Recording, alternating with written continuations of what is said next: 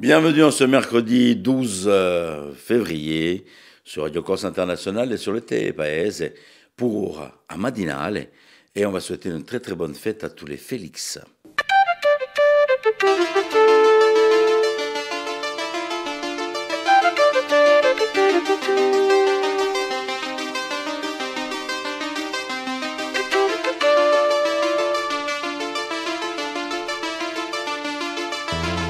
All'ascolto di Radio Corsica Internazionale, prima Radio Corse. Siamo sempre qui. Un bon mercredi à vous tous, surtout pour vous les enfants. On n'est pas à l'école aujourd'hui et on a plein d'activités donc prévues. En plus, le temps doit être plus ou moins au beau fixe aujourd'hui. On va voir ça avec Philippe Jam dans un petit moment, qui va nous donner le bulletin météo ainsi que l'information du jour. Au programme aujourd'hui, bien sûr, le turf. On ira du côté de Vincennes pour les pronostics hippiques. Nous aurons l'horoscope. Nous aurons Elisa pour la partie littérature. Et nous allons aujourd'hui parler d'handicap. Tout d'abord avec une invitée d'une association et puis avec Pierre-Louis Alessandri qui va nous parler aussi d'handicap. Voilà donc pour le programme de votre matinale. Mais on débute avec la météo si vous le voulez bien.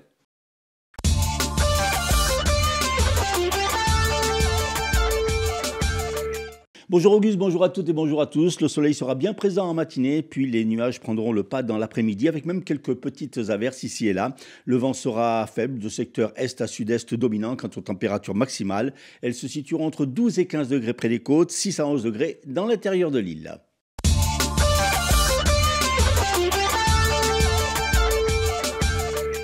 Une maison a été entièrement ravagée par les flammes hier soir vers 21h sur la commune de Tchentour. La maison était inoccupée au moment des faits. On ne déplore donc aucun blessé. On ignore pour l'instant l'origine de l'incendie. Un accident de la circulation a fait un blessé léger hier à Fouriani où 2 véhicules sont entrés en collision. Un homme légèrement blessé a été transporté à l'hôpital de Bastia. François Rebsamen, le ministre de l'Aménagement du territoire et de la décentralisation, a poursuivi hier sa visite en Corse. En matinée à Ajaccio, il a présidé 2 réunions, l'une avec les membres du conseil exécutif, l'autre avec les présidents des groupes politiques de l'Assemblée de Corse.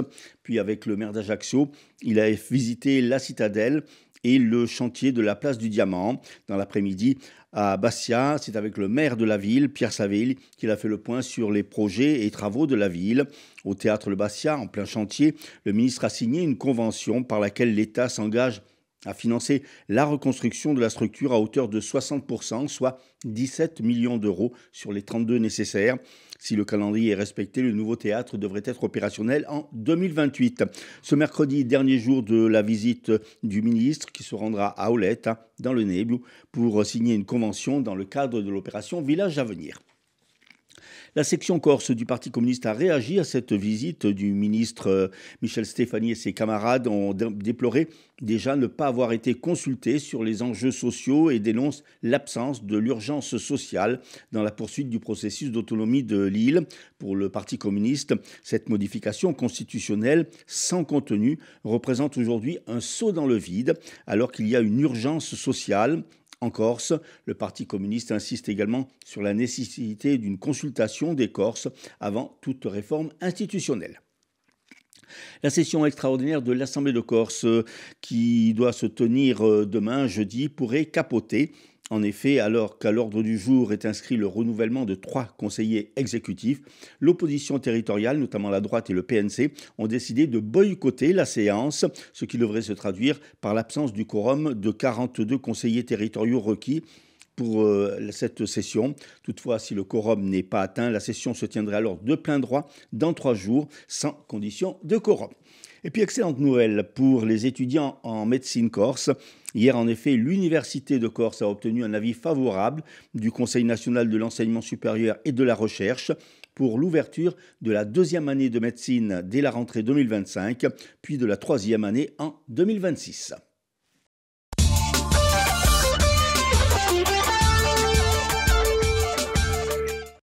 Merci Philippe, et on se retrouve en fin de matinale pour la reprise des titres de l'information de ce mercredi. On fait un petit détour sur Vincennes, sur l'hippodrome de Vincennes pour les courses du jour et avec Rémi pour les pronostics. Les pronostics hippiques de Rémi sur Radio Corse International. Bonjour à tous, ce mercredi dans les bons coups du jour, on se rend sur l'hippodrome de Vincennes. On va démarrer avec le quintet. Je vais retenir le numéro 12, Historique Mosin, qui ne devrait pas sortir des 3 premiers. Passons la 5e course. Le 8, Lord Fromentro, devrait l'emporter. Tout comme dans la 7e, le numéro 4, Elisa SM. Bon jeu à tous. Et si on faisait aussi les pronostics de l'horoscope du jour avec Paxi, ça vous dit? Allez, c'est parti.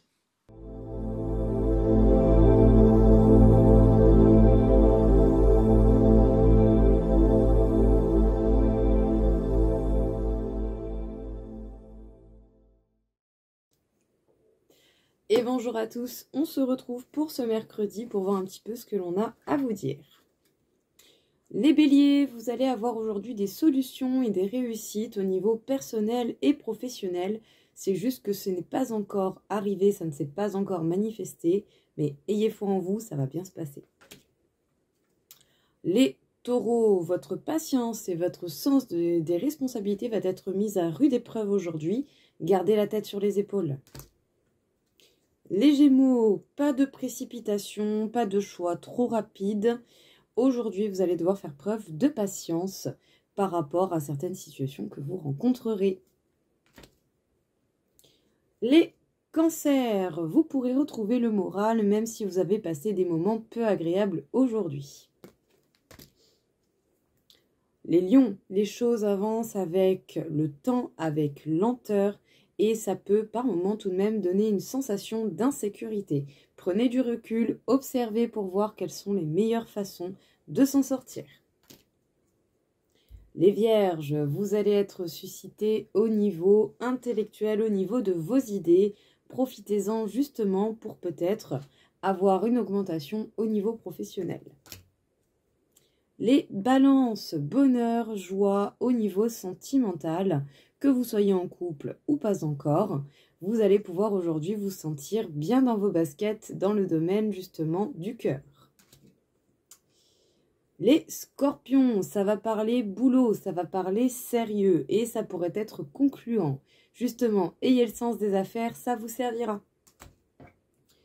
Les Sagittaires, vous n'allez pas avoir la possibilité de faire tout ce que vous désirez comme vous le percevez. Adaptez-vous aux événements qui viennent à vous et faites preuve de patience. Les Capricornes, vous allez avoir une sortie intéressante aujourd'hui, un moment de partage et de dialogue. Les Verseaux, si vous êtes dans l'attente de certaines nouvelles ou de certains courriers, sachez-le, ça ne va pas arriver aujourd'hui, les choses sont retardées. Et enfin, les Poissons, vous allez avoir des bonnes nouvelles au niveau financier. Les choses devraient évoluer, voire même augmenter. Voilà tout le monde, je vous souhaite à tous une très belle journée et je vous dis à bientôt.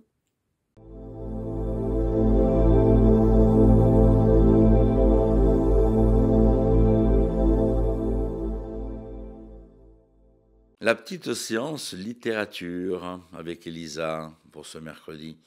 Voilà, que vous retrouvez tous les mercredis, Elisa, donc, qui vous parle d'un livre, qui vous donne quelques petits conseils sur vos achats et sur vos lectures de ce moment.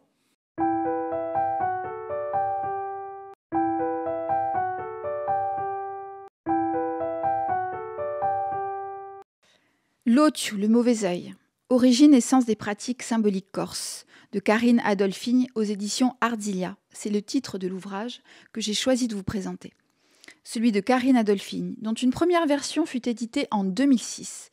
L'écrivaine, qui vit à Routhal, y a décidé d'y apporter de nouveaux éclairages dans une version augmentée que voici. Karine Adolphine est fascinée par l'invisible. Elle a fait le choix d'explorer les origines et la symbolique d'un rituel très connu chez nous et très pratiqué, celui de l'Otiu. L'Otiu, le mauvais œil, redouté dans le monde méditerranéen jusqu'au lointain Orient, est d'une façon générale la conséquence de l'envie ou de la haine de l'autre et il agit sur le corps et l'âme, nous explique l'autrice. En Corse, la conjuration du mauvais œil s'effectue à l'aide du rituel de l'huile et de l'eau, pratiqué par la Signadore. Grâce au travail minutieux de l'autrice, nous plongeons dans les origines millénaires de ce rituel bien particulier. Et c'est en Mésopotamie, il y a plus de 3000 ans, que les Sumériens exerçaient la divination par l'huile et l'eau. En effet, les Sumériens s'en servaient pour guérir les malades, mais aussi comme divination et oracle, pour, en cas de guerre, savoir comment ils devaient agir. Avec cet ouvrage fascinant, Karine Adolphine a voulu mettre en lumière les rapports manifestes entre les pratiques symboliques corses, toujours vivaces, avec celles de Mésopotamie. Elle explore et approfondit cette voie, mettant en exergue la signification première et profonde de l'œil et pourquoi il peut être mauvais.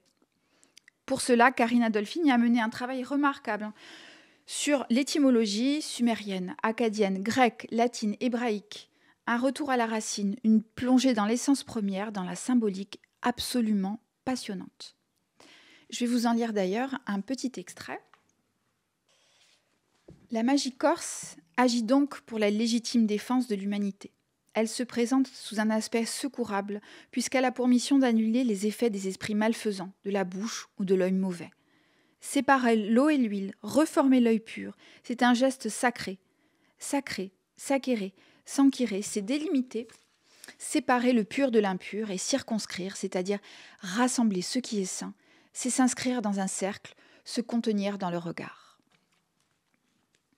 C'est un ouvrage qui finalement, tel un métier à tisser, tresse des liens, renoue avec les origines, revient au germe, au symbole, au mot, à sa puissance.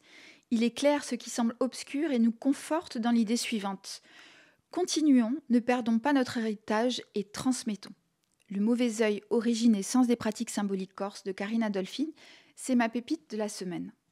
Alors, si comme moi le thème magico-religieux corse vous passionne, vous ne pourrez pas passer à côté de l'ouvrage précieux de Dorothy Carrington que j'ai ici. Mazzer y Fincio Insignador, aspect magico-religieux de la culture corse. Alors, il est génial. Je ne suis pas sûre que vous puissiez encore le trouver, mais moi, j'ai la chance de l'avoir encore dans ma bibliothèque.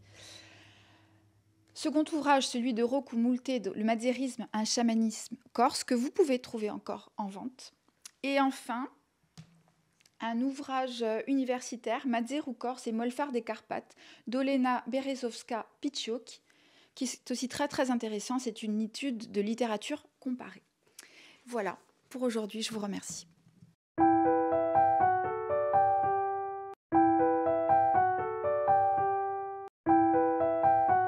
On poursuit donc avec l'invité du jour sur Radio Corse International au micro de Philippe Jam. Notre invitée aujourd'hui est Élodie Cambria, qui est cofondatrice de l'association Incluez-nous.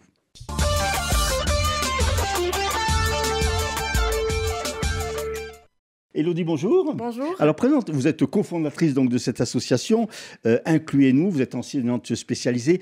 Présentez-nous un petit peu cette association, qui est assez récente finalement. Oui, c'est une association qui a été créée en 2020, qui avait pour but de prendre en charge des enfants en situation de handicap, des enfants, des ados et des adultes. À la suite de la fondation de l'association, on a ouvert un cabinet en libéral, maintenant qui est à la Rocade, au pôle santé de la Rocade à Fouriagne, et où on accueille 2 psychomotriciennes dans nos locaux, puisque nous qui avions fondé l'association, on a pris des postes et on ne peut plus faire de prise en charge libérale. Donc, c'est les psychomotriciennes qui sont sur le front.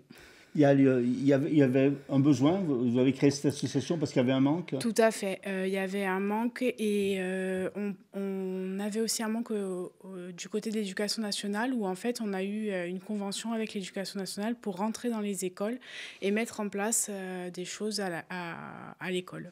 Vous travaillez en liaison avec forcément l'État ou des services spécialisés? Oui, on travaille en coopération avec tous les services qui entourent les personnes en situation de handicap, que ce soit des CESAD, l'éducation nationale, les instituts médico-éducatifs, tous les partenaires autour de l'enfant. Vous êtes en partenariat donc avec également d'autres associations qui militent J'ai vu que vous faisiez la zoothérapie. Oui, je suis donc je fais de la médiation animale. J'interviens dans plusieurs champs, c'est-à-dire le champ du handicap, mais aussi le champ des personnes vieillissantes en EHPAD.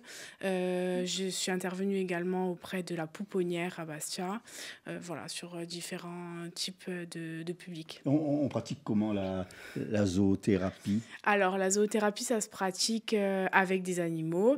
Donc, on est là pour en fait que l'animal soit un médiateur entre la personne et nous et qui nous aiguille pour apaiser et travailler sur différents points de la personne, que ce soit affectif, émotionnel, voilà. Je suppose que c'est surtout des chiens, non? Alors moi, je travaille avec 2 chiens, je travaille avec des poules aussi. Des poules? Ah Oui, et un lapin.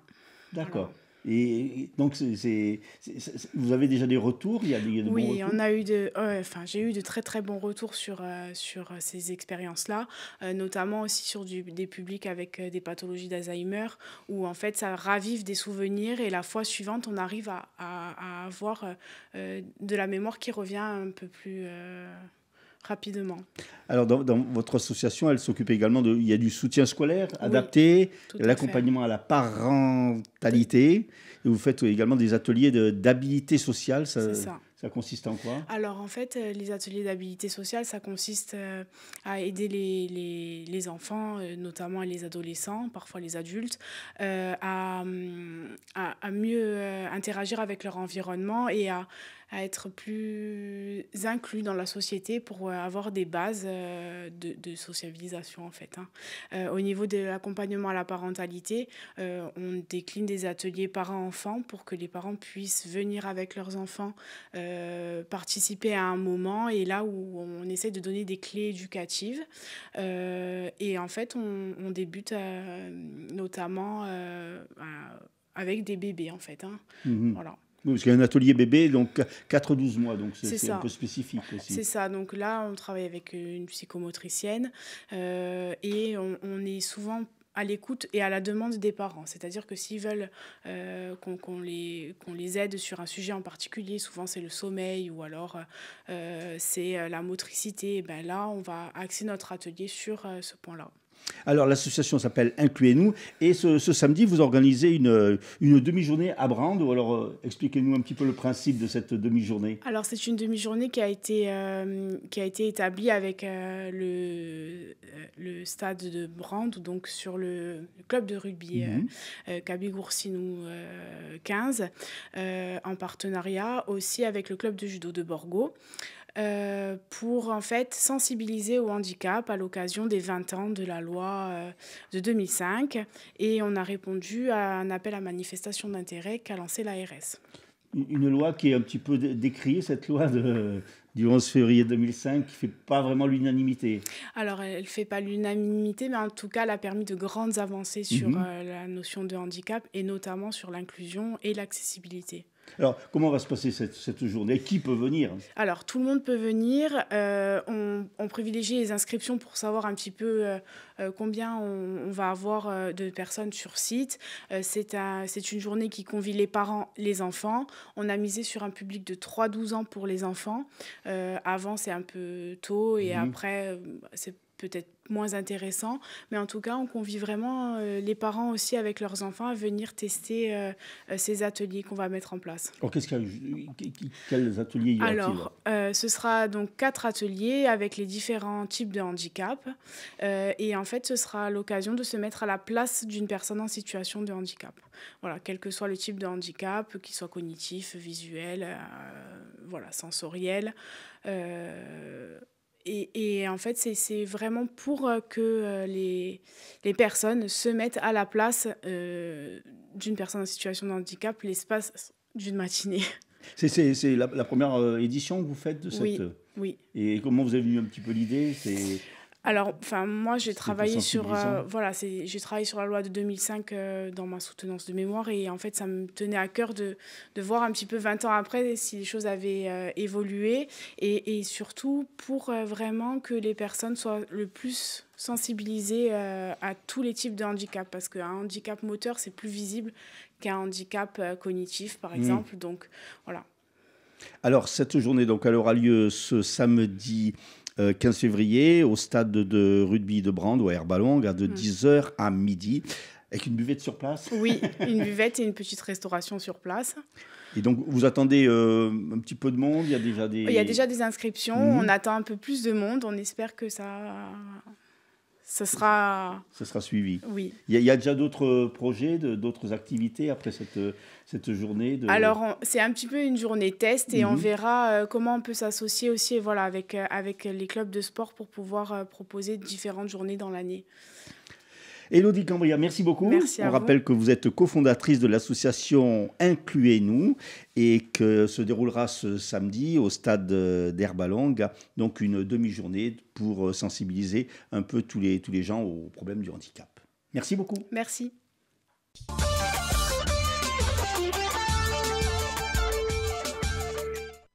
Et on poursuit toujours en parlant de handicap aujourd'hui, avec Pierre-Louis Alessandri. Le 11 février 2005, sous l'impulsion de Jacques Chirac, alors président de la République, le Parlement adoptait une loi qui devait transformer la vie des personnes en situation de handicap. Cette loi instaurait un droit à compensation du handicap, c'est-à-dire que désormais, une personne handicapée se voyait compenser toutes les dépenses liées à ses besoins, aussi bien dans le domaine des aides techniques que humaines. 20 ans après, où en est-on ? Des progrès ont été assurément faits, mais ce droit n'est pas totalement effectif et beaucoup de domaines restent encore étrangers à cette loi. Avec la crise financière, les collectivités locales, comme l'État, ont trouvé un prétexte pour diminuer les bénéfices voulus par la loi, et c'est ainsi, compte tenu d'une gestion décentralisée, l'égalité des citoyens peut être différente d'un département à l'autre. Aujourd'hui, pour commémorer cette loi, l'APF France Handicap organisait au centre aéré de la Rinée, la Abbassia, une démonstration de matériel, principalement des fauteuils adaptés à la promenade en montagne ou à la randonnée, les joëlettes. Car l'accès aux loisirs et aux activités de plein air est un des chapitres qui demeure déficitaire dans cette loi. Ces fauteuils spéciaux ne bénéficiant pas du droit à compensation. Beaucoup de personnes handicapées étaient présentes, ainsi que de nombreux élèves des écoles emmenés par leurs enseignants.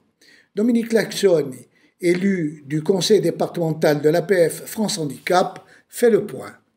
Alors il y a eu des progrès, c'est sûr, mais beaucoup de choses restent à faire, y compris et surtout dans la compensation du handicap, qui doit être adapté à chacun et non pas sortir de livres et de messages ou de feuilles de papier, de quoi que ce soit.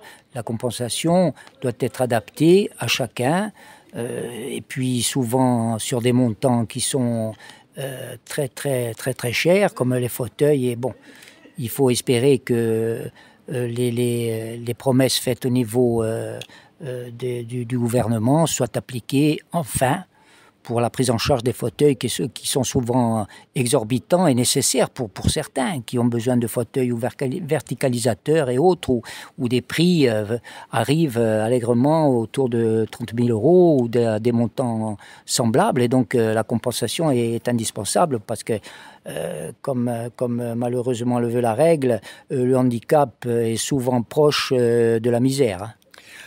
Alors justement, le droit à compensation qui est institué par la loi de 2005, on s'aperçoit finalement, et les associations le dénoncent, qu'il n'est pas complètement appliqué.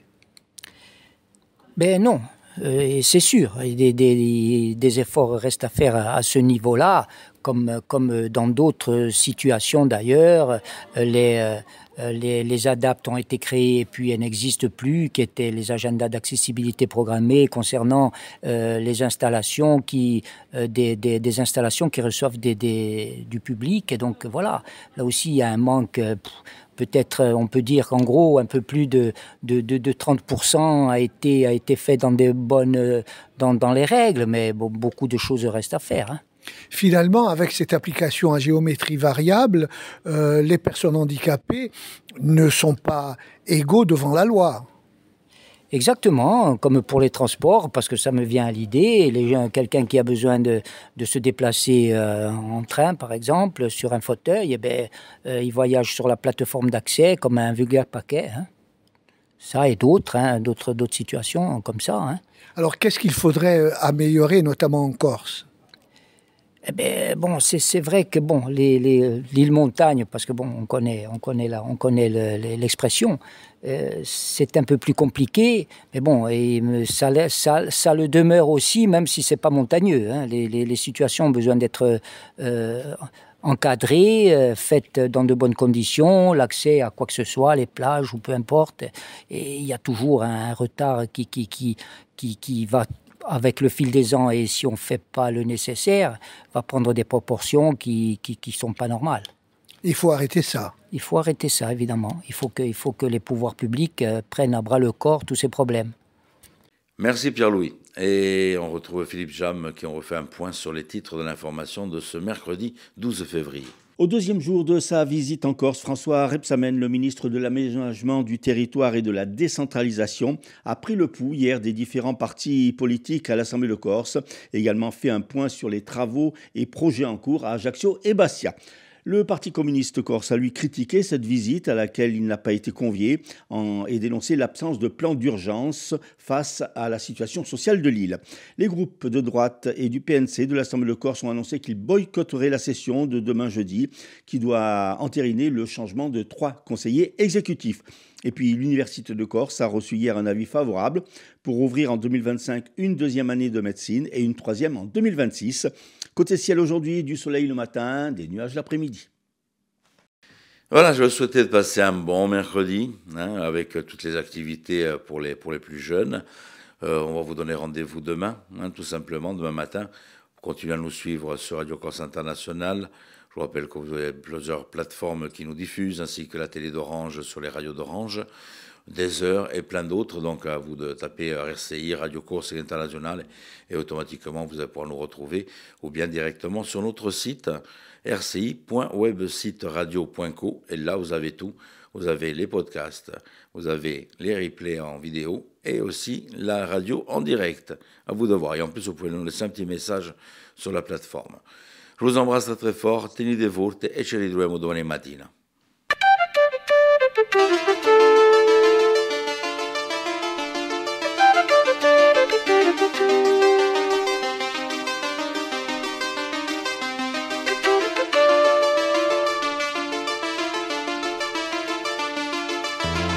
All'ascolto di Radio Corsica Internazionale, prima Radio Corsa. Siamo sempre qui.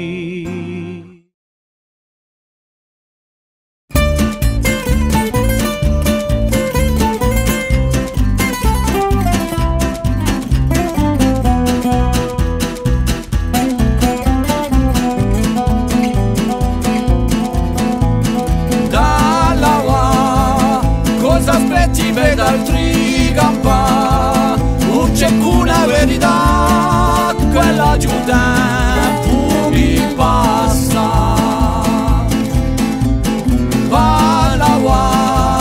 Alla bene un'infedeltà, fa l'amore sognato e alla Babilonia, corre tempesta, cavalieri le grande tundra, notte di festa ed il perestro incati basta domanda. Ehi, balli con me o con bacio carria galinca così dall'aua ritorne l'entra là, ti senti bene, fatti vivo. Girando la possanta io via tra il mare di gioia sul ca, vai come la diva, ti senti bene, l'alma viva.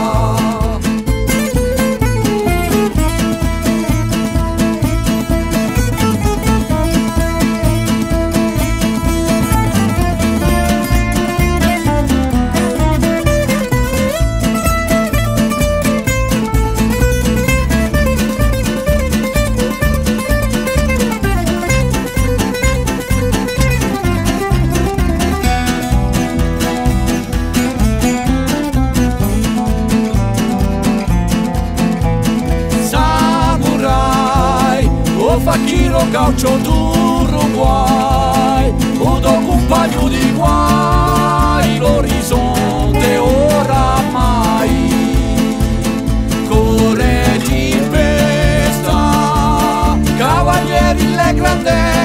incontra, notte di festa e di perestroica ti ho stato mandato. Ehi, balli con me o con Pacio Carria Galinca, così dalla war ritorne le tralala, ti senti bene, fatti vivo. Girando la possanta, io via tra il mare di gioia sul ca, vai come la diva, ti senti bene, l'alma viva. Girando la possanta, io via tra il mare di gioia sul ca, vai come la diva, ti senti bene.